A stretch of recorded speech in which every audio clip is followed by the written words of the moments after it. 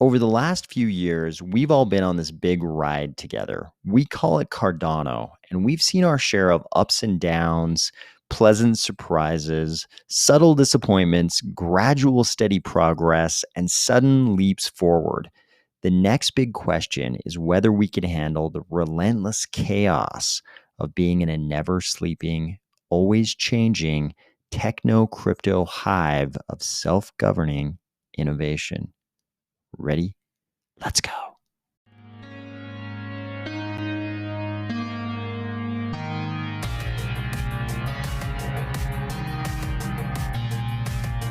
Today, we are going to discuss the overwhelming, confusing, and noisy task of getting to Voltaire self-governance, the new Cardano node and its memory requirements, Uniswap being bigger than Coinbase, sort of, and some progress from a Cardano game. If this image took you back to the old stock photo thumbnail days, even though this one is 100% AI, or if you're finding value in these videos each weekday, please consider delegating to the Army of Spies stake pool, ticker AOS. Well, it looks like this is the year that we, the Cardano community, launch ourselves into Voltaire self-governance. And only one of those words is really a problem. Voltaire, probably okay. The self part, doing things yourself is usually pretty good. It's the governance part that's a problem. As an example, let's think about the government of the United States. It's now been around for several centuries.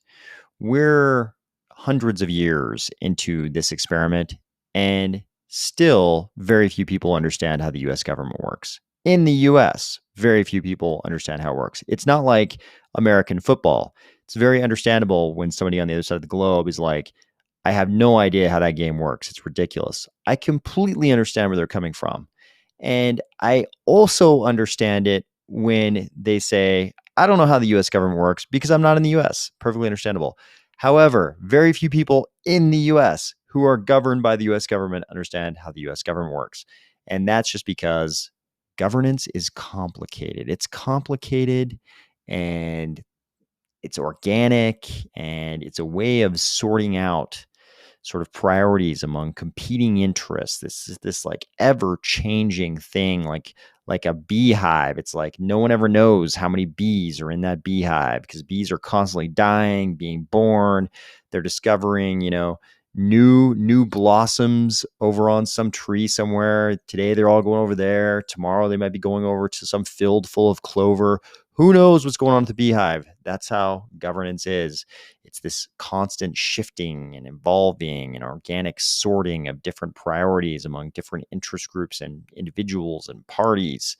Governance, in short, is chaos. It's like this beautiful, relentless chaos, like a beehive. And Cardano governance will be no different. We like to think that because we are so high tech, we're on the cutting edge of innovation and technological progress, that somehow it'll be different. And maybe we will be a lot better in terms of things like voting. Maybe we'll figure out a much better way to vote. Who knows? Maybe we'll figure out a much worse way to vote. We don't know yet. Hopefully it's better. We might be better on some sort of procedural issues like that, but it's still governance, which means it's going to be kind of a messy business. I think this little meme kind of sums up where we are right now in the Cardano community, because we haven't had that big moment where it feels like everybody, or even a large percentage of people, really know what's going on. It kind of looks like this. So we have the Cardano community reaching out for this beautiful yellow balloon that is making sense of Voltaire. And then we get this, another governance proposal coming out of nowhere and pulling us back just enough that we can't ever quite make sense of Voltaire. That meme was a part of this post. Who said decentralized governance would be easy? It's amazing to watch the open discourse unfolding across the Cardano community, but I find it increasingly difficult to track the Voltaire conversation as new points of deliberation pop up. For example, SIP 1694, GovSec, and SIP 1776. Now, we've covered SIP 1694 in quite a bit of detail, at least a couple times on this channel, but I think this is probably right. In a bear market like this, people don't really have time to sit down and really read even just SIP 1694, let alone any of the alternatives. I guess that's not really any kind of change from normal politics because an uninformed electorate is really the only kind of electorate we really have these days in any sort of modernized, Western democracy. But it's going to be a little bit different in Cardano because we've all sort of got money involved. We've all kind of got chips on the table in this whole Cardano thing. I mean, there are probably people out there who are, very fervently involved in Cardano, but don't actually own any ADA or any kind of other native assets. I guess that's possible, and I'm sure there are people like that, but it's probably not too many. I think a lot of us who are very involved in Cardano probably own a little ADA, and even if it's just a small amount, it might be a large percentage, of the assets that a person really holds. There's probably a lot of people in Cardano that don't have a lot of other assets, and ADA might be, the big asset in their life, in their whole personal portfolio. So even if it might not be a large amount on an absolute scale, it might be a big part of their portfolio. So it might get a little weird. I mean, once we have a constitutional committee and DREPs in place, and all of a sudden they're voting on real things that affect everybody's pocketbook, real issues that people think, at least if there's even just a perception that it's going to have some kind of an impact on everybody's wallet, people all of a sudden might get kind of passionate about stuff they normally wouldn't get very passionate about. All these minute details having to do with the direction of the Cardano community. We've already seen that. Even prior to having self-governance, we've seen some very dramatic debates. Contingent staking comes to mind, of course. Many other things, all of which we've pretty much covered on this channel. This is going to be a lot of chaos, probably a lot of drama, and feelings will be hurt, I think, through this self-governance process. We can pretend like everybody's going to be super enlightened about this and people aren't going to get mad at each other. And of course, that would be the optimistic goal. But I think it's a little bit naive to think that that's the way it's going to work. I mean, people are going to have wildly different positions on a lot of different issues, and they're going to be mad when people on the Constitutional Committee or, various DREPs are on the other side of the aisle, if you will, on those issues. I'm not implying there'll be parties in Cardano. I'm just saying people will have different positions and people will be mad at each other over these positions. But I think if we go into it knowing that that's what self-governance is, when you're actually voting on things that matter, people are going to have different opinions. We'll no longer always all feel the same about everything. There'll probably be a lot more contingent staking type debates. People are going to get mad at each other, and that's okay. That's what contingent contingent staking is. No, it is. For Cardano, contingent staking is that, but self-governance is also that. That's what self-governance is going to be. I think everybody just needs to be prepared for this new crazy level of chaos we're going to have, but there's beauty in that chaos too, because no matter how much fighting and drama it's going to involve, it will be self-governance. And this is something we don't really see in top 10 cryptocurrencies. I mean, we've talked about it many times on this channel, but I've got Bitcoin right now. I've had Bitcoin for a long time. Have I ever gotten to vote on anything in Bitcoin? Nope, not really. Same thing when I had Ethereum before the Cardano days.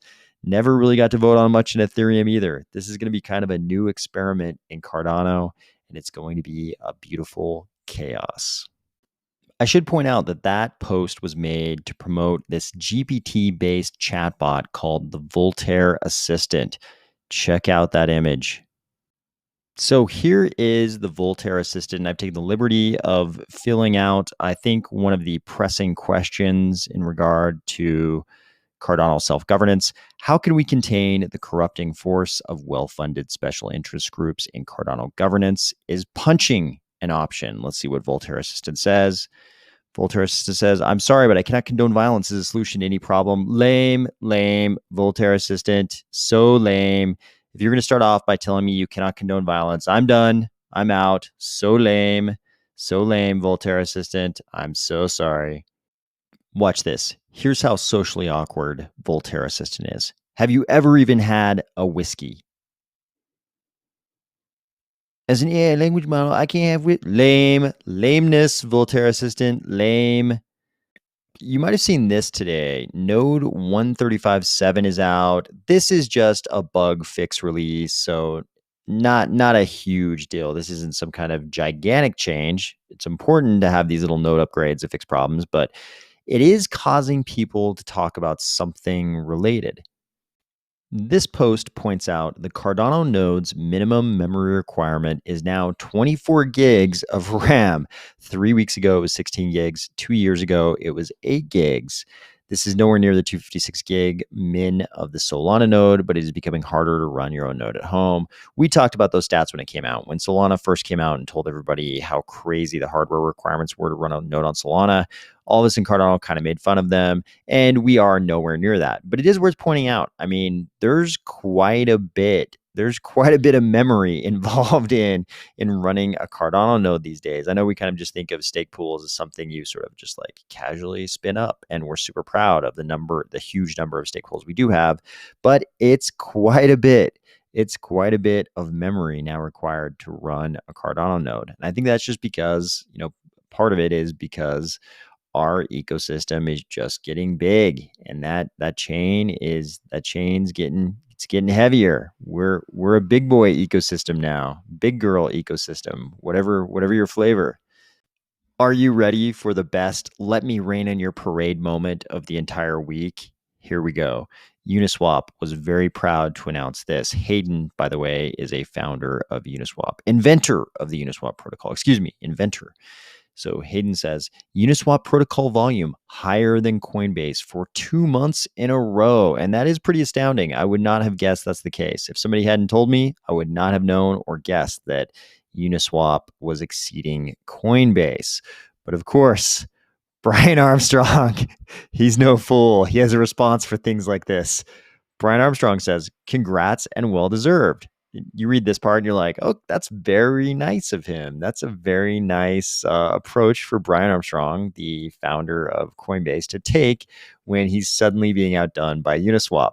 But it goes on. We should clarify this refers to Coinbase's centralized exchange, though. And that part, you're just like, okay, you're just being a sore loser at this point. But it goes on. Coinbase also uses Uniswap in our DEX trading products. So we are, in fact, the front end for some of that volume that is labeled, I'm sure he almost typed mislabeled as Uniswap.